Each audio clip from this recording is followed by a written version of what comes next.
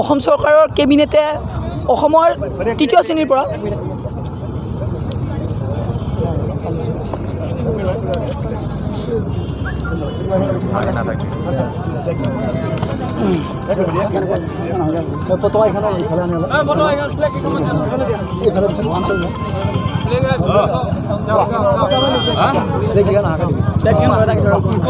অসম চৰকাৰে কেবিনেটত এটি সিদ্ধান্ত লৈছে যে অসমৰ প্ৰাথমিক স্তৰৰ পৰা বিজ্ঞান আৰু গণিত বিষয়টি ইংৰাজী ভাষাত প্ৰচলন কৰিবলৈ ইংৰাজী ভাষা ব্যৱহাৰ কৰিবলৈ খুজিছে। কিন্তু এইটো ছাত্ৰ সমাজৰ বাবে নহয়, আমি ছাত্ৰ সমাজৰ অখিল ভাৰতীয় বিদ্যাৰ্থী পৰিষদে এইটো সম্পূৰ্ণভাৱে বিৰোধিতা কৰিছোঁ।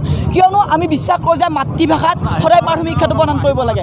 কিয়নো এটি শিশুই বিদেশী ভাষা এটাত যেনেদৰে শিক্ষা গ্ৰহণ কৰিব পাৰে, কিন্তু অসমীয়া ভাষা হ'লে মাতৃভাষাত হ'লে তেওঁলোকে অধিক ভালদৰে সেই শিক্ষাটো গ্ৰহণ কৰিব পাৰে। গতিকে অখিল ভাৰতীয় বিদ্যাৰ্থী পৰিষদৰ স্পষ্ট মত যে ভাৰতবৰ্ষৰ প্ৰতিটো স্থানতে, অসমতে নহয় প্ৰতিটো স্থানতে প্ৰাথমিক শিক্ষা সদায় আমাৰ ভাৰতীয় ভাষা মাতৃভাষাত হ'ব লাগে। ঠিক তেনে অসমতো আমাৰ প্ৰাথমিক শিক্ষা অসমীয়া ভাষাত হ'ব লাগে, আমাৰ অসমীয়া ভাষাসমূহত হ'ব লাগে, বা অসমৰ যিখিনি জনজাতীয় ভাষা যিমানবোৰ সম্ভৱ সেইবোৰত হ'ব লাগে।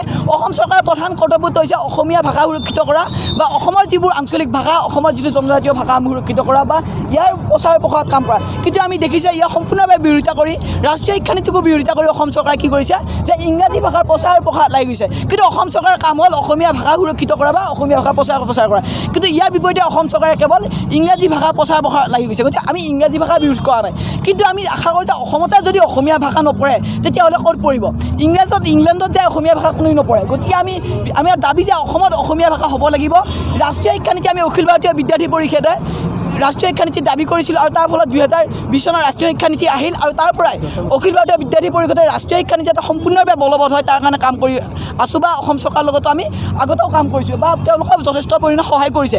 কিন্তু আজি ৰাষ্ট্ৰীয় শিক্ষানীতি সম্পূৰ্ণভাৱে বিৰোধ কৰি কি কাৰণত তেওঁলোকে প্ৰাথমিক শিক্ষা বিজ্ঞান আৰু গণিত বিষয়টো ইংৰাজী ভাষাত দিব ওলাইছে, এইটো আমাৰ সম্পূৰ্ণ অগুচ্ছ বা আমি বুজি পোৱা নাই। আমাৰ এটাই দাবী, আমাৰ দাবীয়ে নহয়, এইটো সমগ্ৰ অসমবাসীৰ প্ৰতিগৰাকী সচেতন ব্যক্তিৰ দাবী যে অসমত শিক্ষা ব্যৱস্থা প্ৰাথমিক শিক্ষা মাতৃভাষাত হ'ব লাগিব। ছাত্ৰসকলক আমি আগুৱাই নিয়াৰ ক্ষেত্ৰত আৰু এটা কথা কৈছে যে অসমীয়া ভাষা হ'লে বোলে আগবাঢ়ি যাব নোৱাৰে।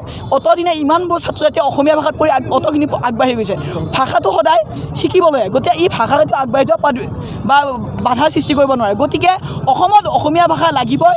অসমত প্ৰতিটো প্ৰাথমিক বিদ্যালয়ত প্ৰাথমিক স্তৰত মাতৃভাষাত প্ৰদান কৰিব লাগিব, আৰু অসমত ৰাষ্ট্ৰীয় শিক্ষানীতি অৱমাননা কৰা কোনো ধৰণৰ বিষয় আমি অখিল ভাৰতীয় বিদ্যাৰ্থী পৰিষদ অসম প্ৰদেশে কেতিয়াও মানি নলওঁ। আমাক অসমত অসমীয়া ভাষা লাগিব, আৰু ৰাষ্ট্ৰীয় শিক্ষানীতি 2020 অসমত সম্পূৰ্ণভাৱে বলবৎ হ'ব লাগিব। অসম চৰকাৰে আমাৰ লগত আলোচনা কৰক বা শিক্ষাবিদসকলৰ লগত আলোচনা কৰক, যিকোনো প্ৰকাৰে মাত্ৰ অসমত অসমীয়া ভাষা আৰু ৰাষ্ট্ৰীয় শিক্ষানীতি 2020 বলবৎ হ'ব লাগিব। এইটো আমাৰ স্পষ্ট দাবী।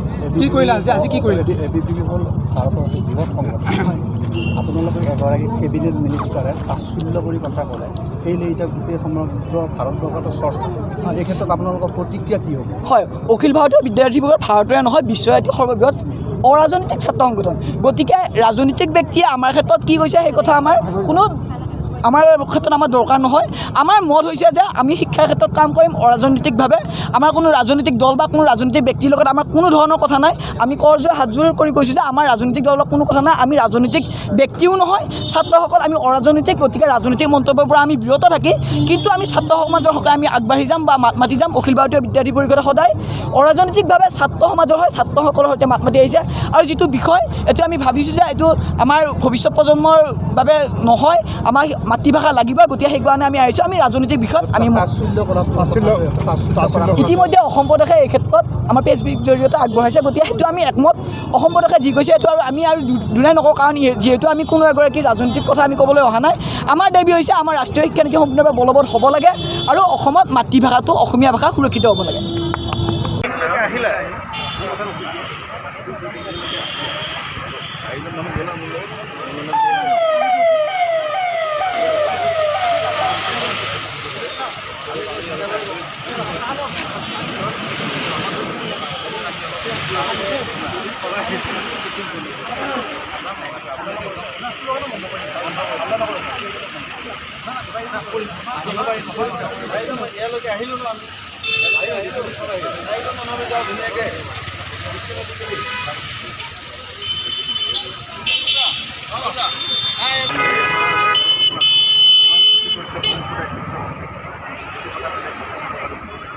মই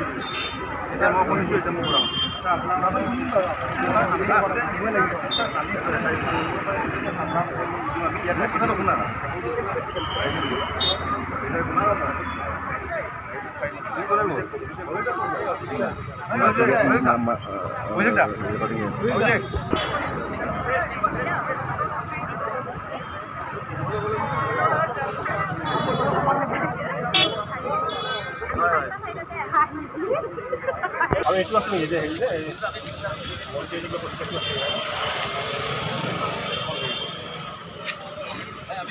भारत माता की जय भारत माता की जय जय आय अखम जय आय अखम আমি মেম্বাৰটো নিজে সন্মান প্ৰমুখ কাৰ্যকৰ্তা লাগিব লাগিব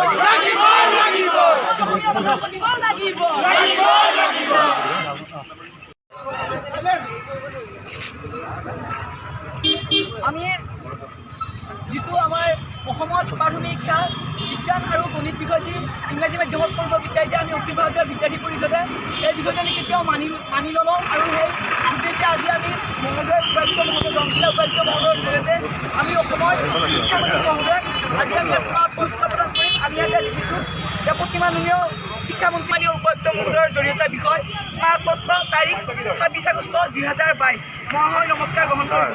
অখিল ভাৰতীয় বিদ্যাৰ্থী পৰিষদ বিশ্বৰ সৰ্ববৃহৎ এটি অৰাজনৈতিক ছাত্ৰ সংগঠন ৭৫তম বছৰত প্ৰতিষ্ঠা দিৱস গৰকা এই ছাত্ৰ সংগঠনটিয়ে 1949 চনৰ পৰা অৰ্থাৎ প্ৰতিষ্ঠা কালৰ পৰাই অসমৰ লগত সমগ্ৰ ভাৰতবৰ্ষৰ শিক্ষাৰ্থী সমাজৰ হিতৰ বাবে নিজৰ আদৰ্শ অটুট ৰাখি আপোচবিহীনভাৱে দেশ মাতৃৰ প্ৰতি সেৱা আগবঢ়াই আহিছে। অসমৰ ক্ষেত্ৰত অসম আন্দোলন ৰাষ্ট্ৰীয় পৰ্যায়লৈ লৈ যোৱা কোভিড মহামাৰী বানপানীৰ লেখীয়া সকলো স্তৰৰ দুৰ্যোগ আৰু সমস্যা সমাধানৰ পক্ষত অখিল ভাৰতীয় বিদ্যাৰ্থী পৰিষদৰ কাৰ্যকৰ্তাসকল বহুখিনি অৱদান আছে। মহোদয়, মাতৃভাষা এটি জাতিৰ বাবে পৰিচয় সূচক। শিশু এটি জন্ম লাভ কৰাৰ পৰা মহোদয়, আপোনাৰ জৰিয়তে এই স্মাৰকপত্ৰৰ দ্বাৰা অসম চৰকাৰৰ শিক্ষা বিভাগক আৰু কেবিনেটৰ সিদ্ধান্তটো পুনৰ বিবেচনাৰ লগতে ৰাষ্ট্ৰীয় শিক্ষানীতি 2020 সম্পূৰ্ণৰূপে অসমত বলবৎ কৰিবলৈ অখিল ভাৰতীয় বিদ্যাৰ্থী পৰিষদ অসম প্ৰদেশৰ তৰফৰ পৰা দাবী উত্থাপন কৰা হয়। ধন্যবাদ। শিৱৰজিৎ বৰা, জিলা সংস্থা, দৰং জিলা অখিল ভাৰতীয় বিদ্যাৰ্থী পৰিষদ। দি দিয়া বাইদেউ বাইদেউক মেমৰ নামখন দিয়া।